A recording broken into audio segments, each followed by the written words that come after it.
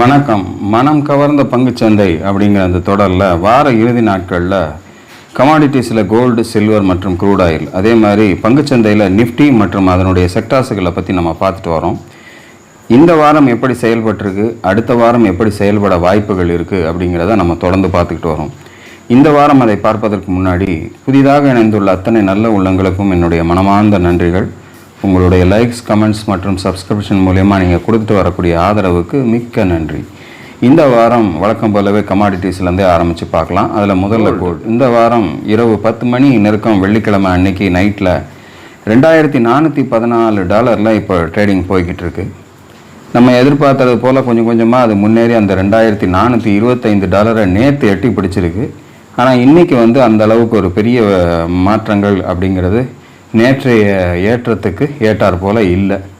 இருந்தாலும் அதனுடைய நெருக்கத்தில் இருக்குது. அதாவது நம்முடைய ரெசிஸ்டன்ஸுக்கு ஒரு $10 நெருக்கத்தில் இருந்துக்கிட்டு இருக்கிறது ஒரு பார்க்கும்போது தெரியுது.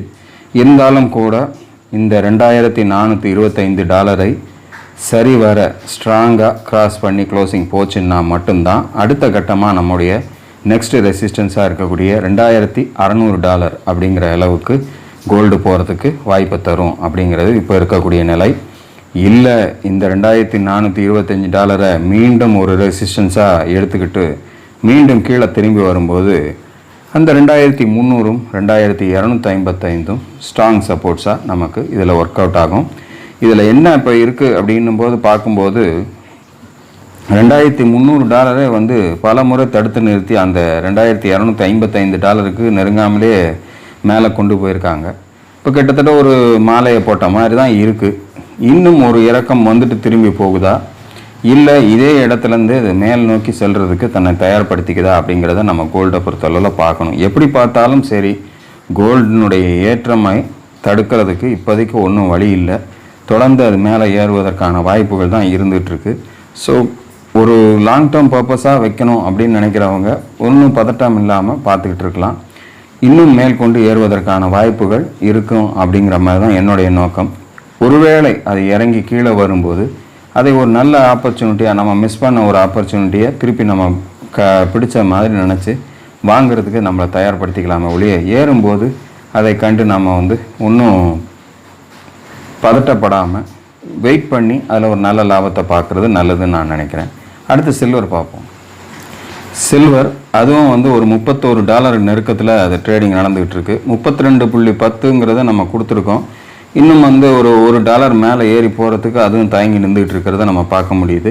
கீழே சப்போர்ட்டாக இருக்கக்கூடிய 2840க்கு நெருங்கி அங்கேருந்து தான் திரும்பி இது மேலே வந்திருக்கு. இன்கேஸ் அடுத்த வாரம் இந்த 32.10 தாண்டினாங்க அப்படின்னா 35.90 அப்படிங்கிறது தான் அடுத்த கட்டமாக போகணும்னு நான் போன வாரமே கொடுத்துருந்தேன். ஆனாலும் கூட இந்த வாரம் கூட அது பெருசாக தாண்ட முடியல. அந்த இடத்துலையே நெருங்கி தான் சில்வர் இருந்திருக்கு இந்த வாரம் பூராவுமே அப்படிங்கிறது தான் இப்போ இருக்கக்கூடிய சூழ்நிலை. உடைக்குதான்றதை பார்ப்போம். இல்லை இதை ரெசிஸ்டன்ஸாக எடுத்துக்கிட்டு மறுபடியும் கீழே வருதான்றதை கோல்டு மாதிரி என்ன நடக்க போகுதுங்கிறத நம்ம வெயிட் பண்ணி பார்க்கலாம். அடுத்து க்ரூட் ஆயில் பார்ப்போம். க்ரூட் ஆயில் $82 போன வாரம் கடந்து சென்று கிட்டத்தட்ட $84 நெருங்கி சென்றது. இந்த வாரம் கொஞ்சம் கீழே மறுபடியும் அந்த $82 ரீடெஸ்ட் பண்ணிவிட்டு இப்போது கிட்டத்தட்ட $83 நெருக்கத்தில் ட்ரேடிங் நடந்துகிட்ருக்கு. இதில் பெரிய மாற்றங்கிறது இந்த வாரம் பெருசாக இல்லை.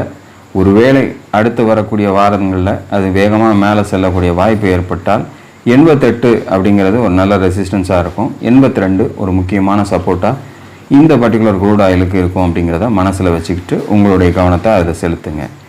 இதுதான் இந்த வாரத்துக்கான கமாடிட்டிஸில் உள்ள நம்ம நிலவரத்தை பார்த்தோம். அடுத்து நிஃப்டி மற்றும் அதனுடைய செக்டார்ஸுகளை பற்றி பார்த்துடலாமா? நிஃப்டி இந்த வாரம் 24,610 அப்படின்னு நம்ம ஒரு ரெசிஸ்டன்ஸ் கொடுத்துருந்தோம். இந்த வாரம் க்ளோசிங்னு பார்த்தீங்கன்னா 24,502 க்ளோசிங் கொடுத்துருக்காங்க. 24,592 இந்த வாரத்தினுடைய உச்சமாகவும் அதுதான் இந்த நிஃப்டியினுடைய இப்போ இருக்கக்கூடிய ரீசன்ட் டாப்பாகவும் ஹிஸ்டாரிக்கல் டாப்பாகவும் இருந்துக்கிட்டு இருக்குது. ஸோ 24,592ங்கிறது நம்ம கொடுத்த அந்த ரெசிஸ்டன்ஸ் ஏரியாவிலேருந்து ஒரு 18 புள்ளிகள் மட்டும் முன்னாடி நின்றுருக்கு. அங்கேருந்து திரும்பி கீழே 502 க்ளோசிங் கொடுத்துருக்காங்க. பொதுவாக இந்த ரெசிஸ்டன்ஸ் ஏரியா, சப்போர்ட் ஏரியா நம்ம கொடுக்குறது அது எப்படி க்ளோசிங் வைக்கிதோ அதை பொறுத்து தான் நான் சொல்லுவேன். கீழே க்ளோசிங் கொடுத்ததுன்னா அந்த ரெசிஸ்டன்ஸை ஒரு தடையாக எடுத்துக்குது. அதை தாண்டிடுச்சு அப்படின்னா அந்த ரெசிஸ்டன்ஸை கடந்து அது மேலே பாய்ந்து செல்லணுன்ற ஒரு முடிவுக்கு வந்துருச்சு அப்படிங்கிற மாதிரி நம்ம எடுத்துக்கிறோம். அதுதான் நம்ம பிரேக் அவுட்னு சொல்கிறோம். அதே சமயத்தில் சில நேரங்களில் அதற்கு முன்னாடியே திரும்பிடுறதும் இல்லை அதை தாண்டி மேலே போயிட்டு திருப்பி கீழே வந்துடுறதும் இந்த வால்யூம்னுடைய இம்பேக்ட்ஸாக இருக்கும். சில நேரங்களில் வாங்குறவங்க அந்த இடத்துல வரும்போது கொஞ்சம் அதிகமாக வாங்க ஆரம்பித்தாங்க அப்படின்னா கூட்டத்தினுடைய விளைவுகளை தான் இந்த இடத்துல நம்ம காட்டுறது. ஸோ அந்த இடத்துல திடீர்னு ஒரு 100 புள்ளிகள் மேலே போயிட்டு கூட கீழே அந்த ரெசிஸ்டன்ஸ் ஏரியாவை மேலே க்ளோஸ் பண்ணாமல் கீழே வரத்துக்கும் வாய்ப்பாக இருக்கும். இந்த வாரம் எப்படி செயல்பட்டுருக்கு அப்படின்னா கிட்டத்தட்ட அந்த ரெசிஸ்டன்ஸை நெருங்கும் போதே ஒரு பதட்டம் வந்து ஒரு ப்ராஃபிட் புக்கிங்கோட கீழே இறங்கின மாதிரியான ஒரு சூழ்நிலையை தான் கொடுத்துருக்கு. எப்படி இருந்தாலும் 24,610ங்கிற ரெசிஸ்டன்ஸை இந்த வாரம் அது தொட்டு இருக்கக்கூடிய ஒரு சந்தர்ப்பத்தை ஏற்படுத்தியிருக்கு. அதை தாண்டக்கூடிய சந்தர்ப்பத்தை அடுத்த வாரம் ஏற்படுத்திக்கிச்சு அப்படின்னா 25,395 அடுத்த ரெசிஸ்டன்ஸாக இருக்கும்.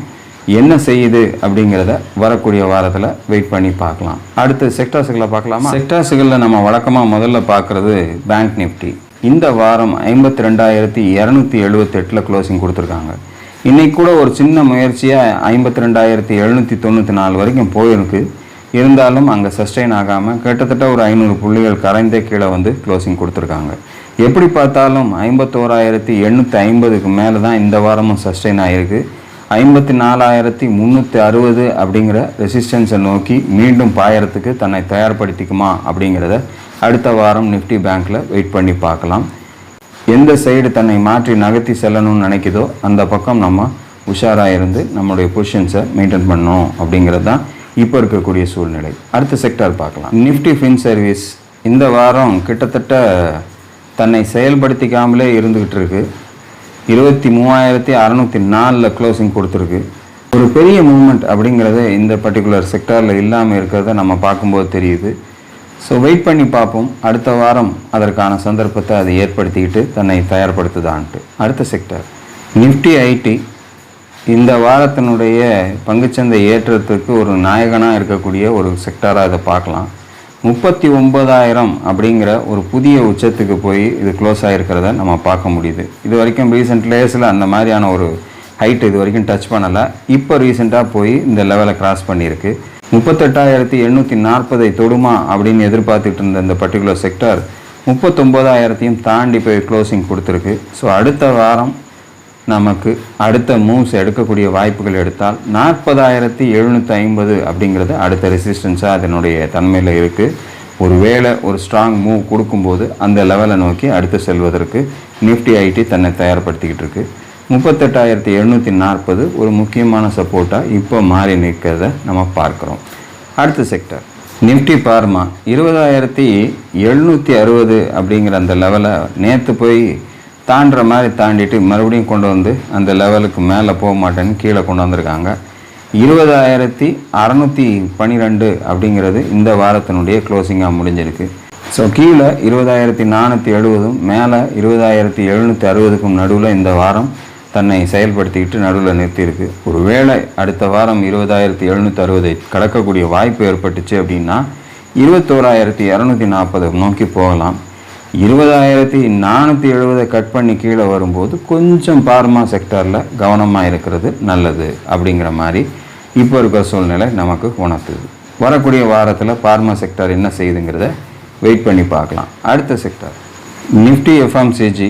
ஐடி செக்டாருக்கு அடுத்தபடியாக தன்னை வேகமாக தயார்படுத்தி மேலே கொண்டு போய்கிட்டு இருக்க ஒரு செக்டாராக இதை பார்க்குறேன். 59,725 அப்படிங்கிற லெவலில் க்ளோசிங் கொடுத்துருக்காங்க. அடுத்த ரெசிஸ்டன்ஸ் 59,940. நம்ம ஏற்கனவே கொடுத்த லெவல் 58,320 இந்த வாரம் ஸ்ட்ராங்காக கிராஸ் பண்ணியே மேலே போயிடுச்சு. ஒரு ஃப்ரெஷ் லெவலை இப்போ டச் பண்ணியிருக்கு. இன்கேஸ் அடுத்த வாரம் அந்த 59,940 கடக்கக்கூடிய வாய்ப்பு ஏற்பட்டுச்சு அப்படின்னா 60,680 அப்படிங்கிறது அடுத்த கட்டமாக போகும் அப்படிங்கிறது எஃப்எம்சியில் ஒரு முக்கியமான விஷயம். இப்போ தற்சமயம் இதனுடைய முக்கியமான சப்போர்ட்டாக 58,320 மாறி இருக்கிறது இப்போ இருக்கக்கூடிய சூழ்நிலையை காட்டுது. அடுத்து வரக்கூடிய வாரத்தில் என்ன செய்ய போகுது அப்படிங்கிறத வெயிட் பண்ணி பார்க்கலாம். அடுத்த செக்டார் நிஃப்டி ஆட்டோ. 25,145 இந்த வாரம் க்ளோசிங். இன்னமும் வந்து ஒரு பெரிய மாற்றம் அப்படிங்கிறது 26,040 தாண்டி கொடுக்க முடியாமல் இந்த லெவலுக்குள்ளேயே தான் இருந்துகிட்ருக்கு. ஆல்மோஸ்ட் 25,275 பக்கத்துலேயே தான் க்ளோசிங் இருந்தாலும் கூட அந்த ரெசிஸ்டன்ஸை தாண்டி கீழே மறுபடியும் வந்து க்ளோசிங் கொடுத்துருக்கிறதுனால இப்போ திருப்பி அதுவே முக்கியமான ரெசிஸ்டன்ஸாக மாறி இருக்குது. அதுக்கு அடுத்து 26,040 அப்படிங்கிறது இருக்குது. ஒரு வேளை அது சஸ்டெயின் பண்ண முடியல அப்படின்னா 24,490 நோக்கி வருவதற்கு வாய்ப்பு ஏற்படுத்தி கொடுத்துடலாம். கொஞ்சம் ஆட்டோ செக்டாரில் கவனத்தோடவே இருக்கிறது நல்லது அப்படிங்கிறது தான் எனக்கு உள்ள விஷயம். என்ன செய்யுது அப்படிங்கிறத பார்ப்போம். ஏன்னா மேலே 26,040 ஒரு டபுள் டாப் ஃபார்மேஷன் மாதிரி வந்திருக்கிறதுனால எதற்கும் நம்ம எச்சரிக்கையாக இருக்கிறது ஆட்டோ செக்டாரில் நல்லது. அடுத்த செக்டார் பார்க்கலாம். நிஃப்டி ரியாலிட்டி 1120க்கு கீழே திருப்பியும் க்ளோசிங் போயிருக்கு. 1093 க்ளோசிங் போயிருக்கு. இதுலேயும் வந்து ஒரு மிகப்பெரிய ஏற்றத்தை கண்ட பிறகு இப்போ ஒரு சுணக்கம் இருந்துக்கிட்டு இருக்கிறத நம்ம பார்க்க முடியுது. இருந்தாலும் இந்த வாரம் க்ளோசிங் அப்படிங்கிறது ஆல்மோஸ்ட் ஒரு சப்போர்ட் ஏரியா மாதிரி அந்த இடத்துல தான் எடுத்திருக்கு. என்ன செய்ய போகுதுன்றதை வரக்கூடிய வாரத்தில் தொடர்ந்து பாருங்கள். ஒருவேளை வேகமாக அங்கேருந்து இறங்கக்கூடிய வாய்ப்பு ஏற்பட்டால் 1040 நோக்கி வரலாம். இல்லை 120 கடக்கக்கூடிய 1120 கடக்கக்கூடிய வாய்ப்பு ஏற்பட்டுச்சு அப்படின்னா 1180 நோக்கி வேகமாக மேலே செல்கிறதுக்கும் சான்சஸ் இருக்குது. ஸோ எந்த பக்கம் போகுது அடுத்த வாரங்கிறத வெயிட் பண்ணி பார்க்கலாம். அடுத்த செக்டார் நிஃப்டி மெட்டல். இதுலேயும் வந்து ஒரு அமைதியான சூழ்நிலை தான் இருந்துகிட்ருக்கு. இன்னும் 9,805 மேலேயும் கீழேயுமா சுற்றி வந்துக்கிட்டு இருக்கிறத பார்க்க முடியுது. இந்த வாரம் 9,805க்கு கீழே க்ளோசிங் போயிருக்கு. 9,708 க்ளோசிங் கொடுத்துருக்காங்க. ஒரு பெரிய சேஞ்சஸ்ன்றது மெட்டலில் கிடைக்கல அப்படிங்கிறது தான் இப்போ இருக்கக்கூடிய சூழ்நிலை. அடுத்த வாரம் அதற்கான வாய்ப்புகளை தருதா அப்படிங்கிறத வெயிட் பண்ணி பார்ப்போம். அடுத்த sector Nifty oil and gas 12,650 தாண்டி இந்த வாரம் 12,855 க்ளோசிங் கொடுத்துருக்காங்க. ஸோ அடுத்த கட்டமாக இது 13,635 நோக்கி போகிறதுக்கு தன்னை தயார்படுத்திக்குதா அப்படிங்கிறத வரக்கூடிய வாரம் வெயிட் பண்ணி பார்க்கலாம். இதனுடைய நெக்ஸ்ட் ரெசிஸ்டன்ஸ் லெவலாக 13,635 இருக்குது. 12,650 இப்போ இருக்கக்கூடிய சூழ்நிலையில் ஒரு சப்போர்ட் லெவலாக மாறி இருக்கிறத நம்ம பார்க்க முடியுது. தொடர்ந்து இதனுடைய ஏற்றம் மேலே இருந்துச்சுன்னா வரக்கூடிய வாரத்தில் அந்த 13,635 நோக்கி பயணிக்குதா அப்படிங்கிறத நம்ம வெயிட் பண்ணி பார்க்கலாம். இதுதான் இந்த வாரத்துக்கான செக்டாரல் லெவல்ஸ். ஒவ்வொரு வாரமும் நிஃப்டி தன்னை மேலே கொண்டு போய்கிட்டே தான் இருக்குது. கிட்டத்தட்ட இந்த வாரம் 24,500 தொட்டிருக்காங்க. ஸோ மேலே ஏற்றம் கொண்டுக்கிட்டு போனாலும் கூட செக்டார்களில் எல்லா செக்டாரும் பொதுவாக மேலே போய்கிட்டு இருக்கு அப்படிங்கிற மாதிரி இல்லாமல் ஒரு சில செக்டார்ஸ் மட்டும் நல்லா பெர்ஃபார்ம் பண்ணுறதும் சில செக்டார்ஸ் அமைதியாக இருக்கிறதையும் நம்ம இப்போ பார்த்தோம். ஸோ இதுதான் இப்போ இருக்கக்கூடிய கண்டிஷன். நமக்கு எல்லாமே பெர்ஃபார்ம் பண்ணால் தான் நாம் வச்சுருக்கிற ஸ்டாக்ஸ் வந்து ஸ்ட்ராங்காக வேலை செய்யும் அப்படிங்கிற ஒரு சூழ்நிலை. இருந்தாலும் அடுத்து வரக்கூடிய 24ஆம் தேதி பட்ஜெட் அப்படிங்கிறது ஒன்று இருக்கிறதுனால கொஞ்சம் மார்க்கெட் அதை நோக்கி பயணிக்கும். அது மட்டும் இல்லை, உலக சூழ்நிலைகள், உலக பங்குச்சந்தையினுடைய செயல்பாடுகள் இதெல்லாம் கூட நமக்கு ஒரு இம்பேக்டாக பங்குச்சந்தையில் ரியாக்ட் பண்ணுறதுக்கு சான்சஸாக இருக்கும். எனிவே நமக்கு பங்குச்சந்தையில் இந்த லெவல்ஸை மெயின்டைன் பண்ணிக்கிட்டு நம்ம ட்ரேட் பண்ணுவோம். அது மட்டும் இல்லாமல் ஒவ்வொரு சந்தர்ப்பத்தையும் பயன்படுத்தி கொண்டு கவனமாக செயல்படணும் அப்படிங்கிறத மனதில் வைத்து கொள்ளுங்கள். அடுத்த வீடியோவில் நான் தேர்ந்தெடுக்கக்கூடிய பங்குகளை, எனக்காக தேர்ந்தெடுக்கக்கூடிய பங்குகளை உங்களோட பகிர காத்திருக்கிறேன். அதுவரையில் நன்றி, வணக்கம்.